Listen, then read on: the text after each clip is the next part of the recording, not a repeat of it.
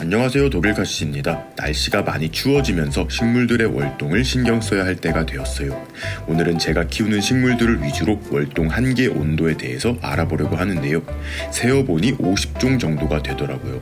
3개의 그룹으로 나눠서 베란다에서 월동을 해야 하는 식물들, 실내로 들여와야 하는 식물들, 그리고 약간 분류하기 애매한 식물들로 리스트업을 해보았습니다.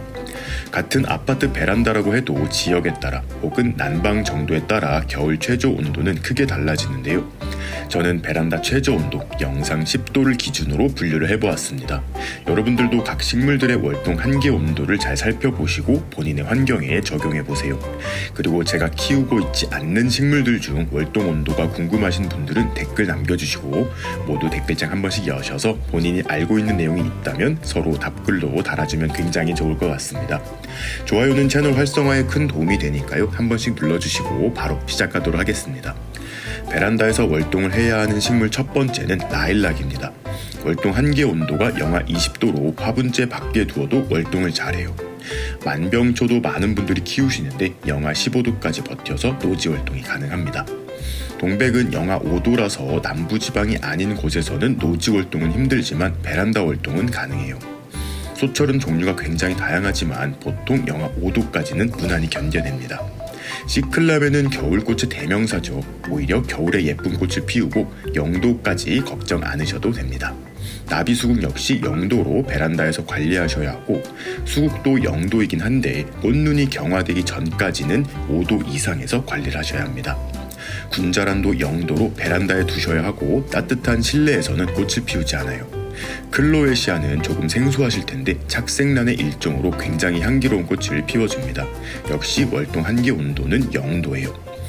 제라늄도 0도까지는 버티는데 폭염이 오는 여름보다는 추운 겨울에 더 건강하게 키울 수 있습니다. 러브체이는 3도까지 견뎌주니까 웬만한 베란다에선 월동이 가능하고 동영종 사랑초 역시 3도까지는 괜찮아요. 오히려 실내에 들이면 빛이 부족하고 온도가 높아서 웃자라기가 쉽습니다.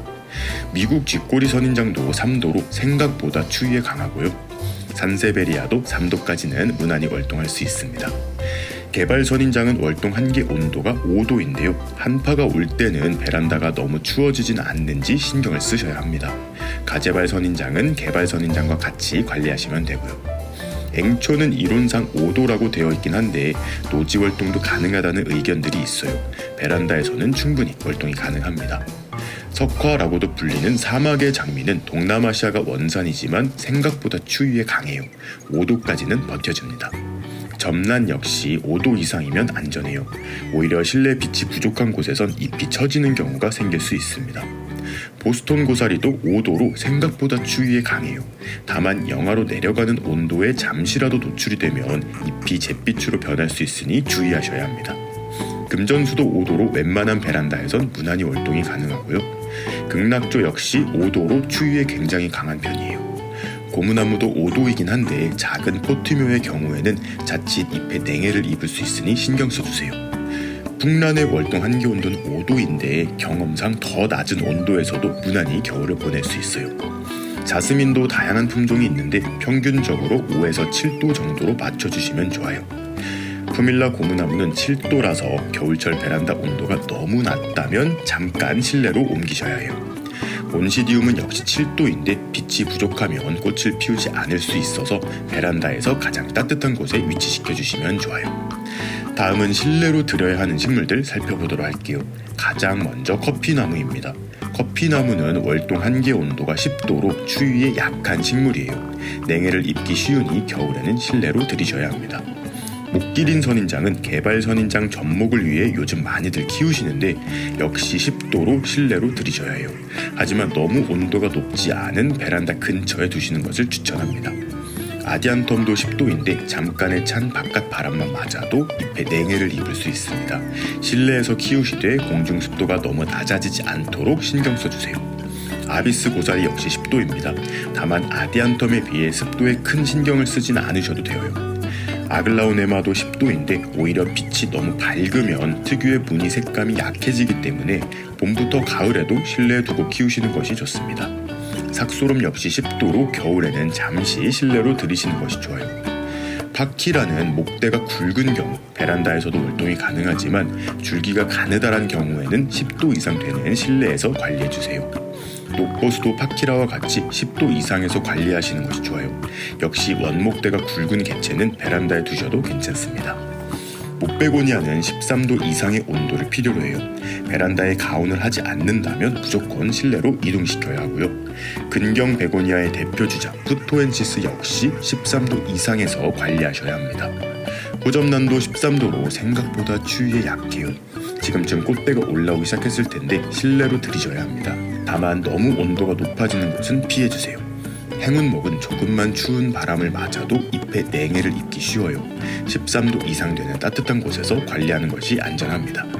다음은 애매한 식물들이에요. 그 첫 번째 식물은 벌레잡이 제비꽃입니다. 월동 한계 온도는 5도로 생각보다 추위에 강해서 베란다에서 월동을 할 수 있어요. 베란다가 없는 분들은 사계절 실내에서 키우시기도 하는데 실내에서 키우면 꽃을 보기는 힘들 수 있습니다. 호야 역시 5도라서 베란다 월동이 가능해요. 호야 꽃은 추워야 피운다고 하는데 온도는 큰 영향이 없으니 베란다가 없으신 분들도 도전해보세요. 다만 겨울에는 물을 조금 박하게 주는 것을 추천합니다. 부겐베리아는 도감상으로는 13도로 따뜻하게 월동을 해야 하지만 경험상 추운 베란다에서도 월동을 충분히 하더라고요. 다만 추운 곳에서는 잎들이 모두 떨어지고 봄에 새로 올라오게 됩니다. 몬스테라도 애매한 식물이에요. 5도 이상만 되면 충분히 월동을 하는데 몬스테라가 계속 성장하기를 원하신다면 실내로 들이시고 겨우내 잠시 휴면을 해도 괜찮으면 베란다에 두시면 될 것 같습니다. 스킨답서스 역시 5도로 몬스테라와 같이 관리하시면 되고요. 스파티필름도 5도 이상에서는 충분히 월동이 가능하긴 하지만 실내로 옮겨오면 계속해서 성장을 이어갈 수 있습니다. 독일 황후 선인장은 다른 선인장에 비해 추위에 조금 약한 월동 한계 온도 10도라고 해요. 하지만 경험상 추운 베란다에서도 무난히 월동을 하긴 했습니다. 다만 냉해를 입게 되면 잎에 징그러운 반점이 생기기도 해요. 공작 선인장도 독일 황후 선인장과 같은 10도로 같은 환경에서 관리하시면 되고요. 아프리카 감자라는 애칭을 가진 스테파니아 에렉타도 10도이긴 한데 겨울에 잠시 휴면을 해야 하는 식물이기 때문에 겨울에 너무 따뜻한 실내에 두진 마시고 살짝 서늘한 곳에서 월동을 시키시는 것을 추천합니다. 자, 여기까지가 현재 제가 키우고 있는 식물들의 리스트예요. 식물의 종류가 워낙 많다 보니 알려드리지 못한 식물들도 많이 있는데 댓글을 통해 많은 분들이 질문과 답을 해주시면 정말 좋을 것 같아요. 그럼 키우는 식물들 겨울에 냉해 입지 않도록 월동 준비 단단히 하시길 바라며 오늘의 영상 마무리하도록 하겠습니다. 오늘도 재밌게 보셨다면 구독과 좋아요 그리고 알림 버튼까지 눌러주시면 감사하겠습니다. 뿅.